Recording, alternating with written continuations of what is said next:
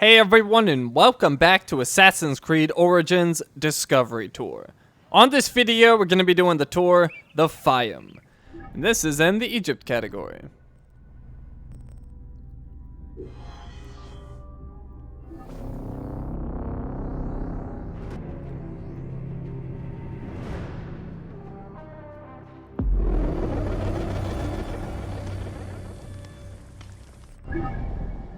So, here we are on the map. In the Horus Gnome, which is interesting. We're not in the Faiyum. Alright, and then we're going to switch characters. This time, we are Greek man, wearing clothing typical of the common Greek folk of the era.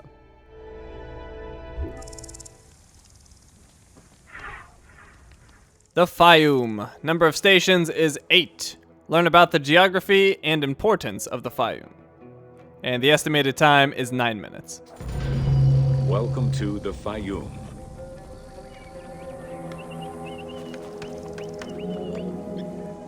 The Faiyum Oasis is an enormous basin in the western desert that formed from the Nile's overflow. As such, it is not considered a true oasis, though it gives its name to the region, which covers Lake Moeris. The oasis harbors some of the oldest archaeological artifacts of the region, indicating that the area has been inhabited by hunters and gatherers since the Neolithic period.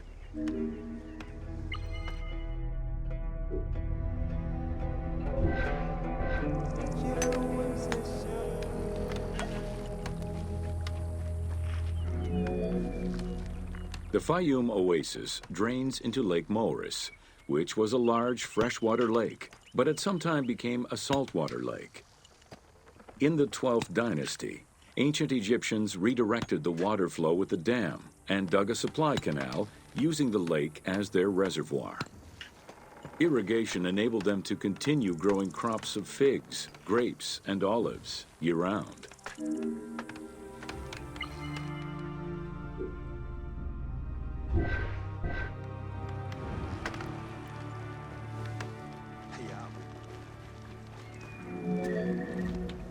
Reed boats, feluccas, triremes, and kerkeros were the most commonly found craft within the landlocked waters of Egypt. They were used for various purposes, ranging from daily fishing, trade, warfare, and travel, to the ferrying of massive stone blocks used to build the great monuments of Egypt.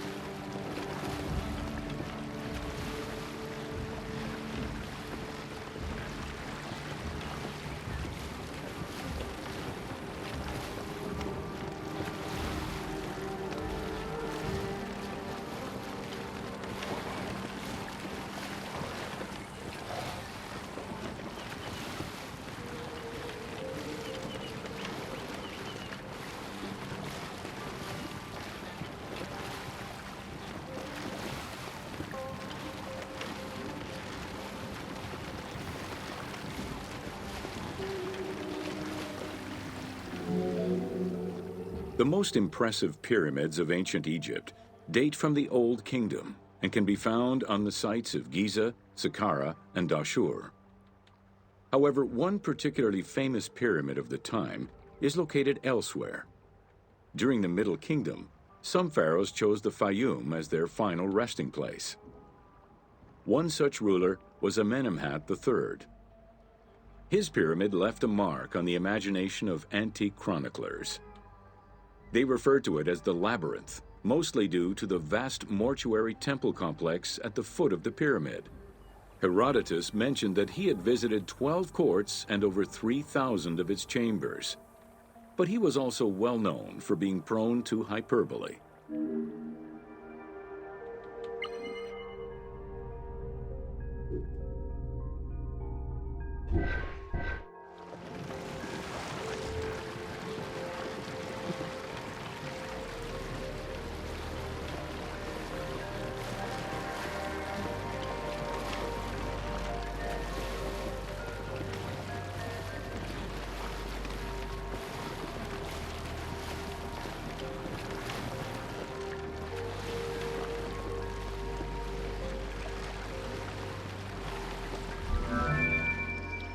Amenemhat's pyramid was built with a brick core and covered with stone slabs, designed to be impenetrable.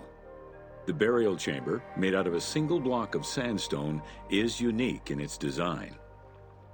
Richard Lepsius and Flinders Petrie both explored the pyramid site, measuring 385 meters by 158 meters, and identified it as the location of the labyrinth.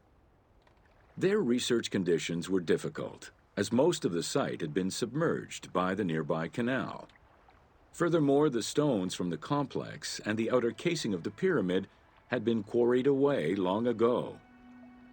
Ubisoft decided to give life back to this lost monument and the many crypts that were said to be devoted to the sacred crocodile god, Sobek.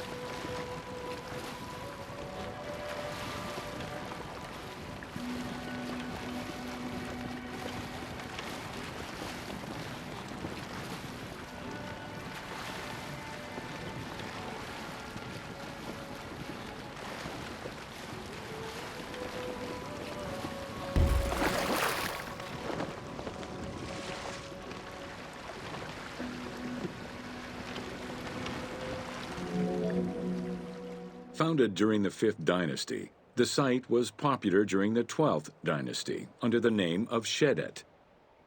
During the Ptolemaic era, the metropolis was named Crocodilopolis by the Greeks, in honor of the crocodile god Sobek.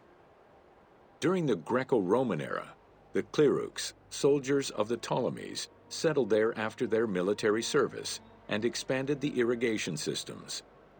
Irrigation and water distribution tripled the arable land and turned the city into a lush and rich area. 27,000 inhabitants lived in its precinct at its height. The city's location was strategic in controlling the many small waterways connecting to the main canal, and thus the Nile.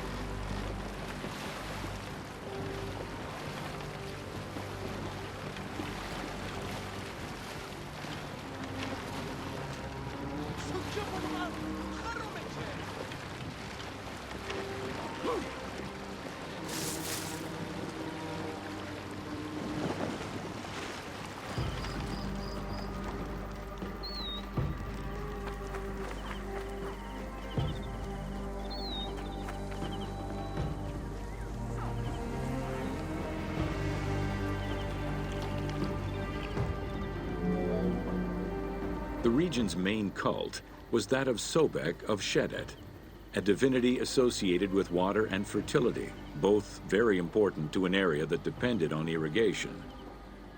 Many local villages had the title Town of Sobek added to their official designations. During festivals, ancient Egyptians recited hymns to Sobek, asking for his divine intervention. Greek settlers and later Romans would help the Temple of Sobek's economy to flourish by adopting the local embalming mortuary rites. Their sarcophagi were beautifully painted and adorned with amazingly realistic portraits.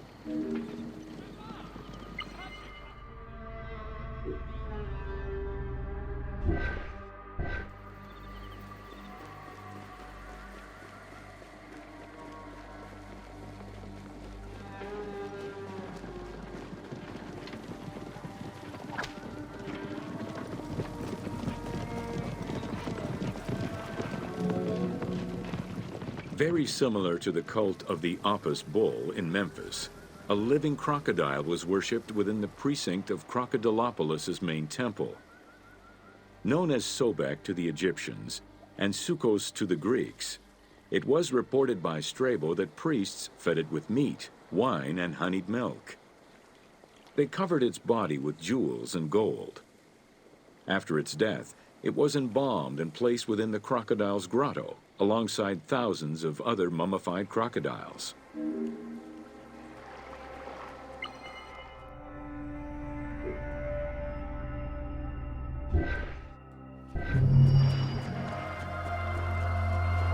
And we've reached the end of the tour. Let's go ahead and look at the remaining tours.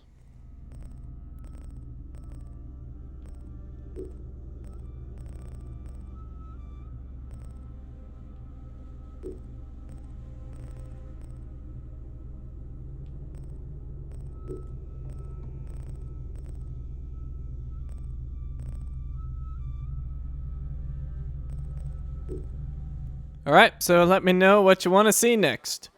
We're done here. Thank you for watching, and I will see you next time.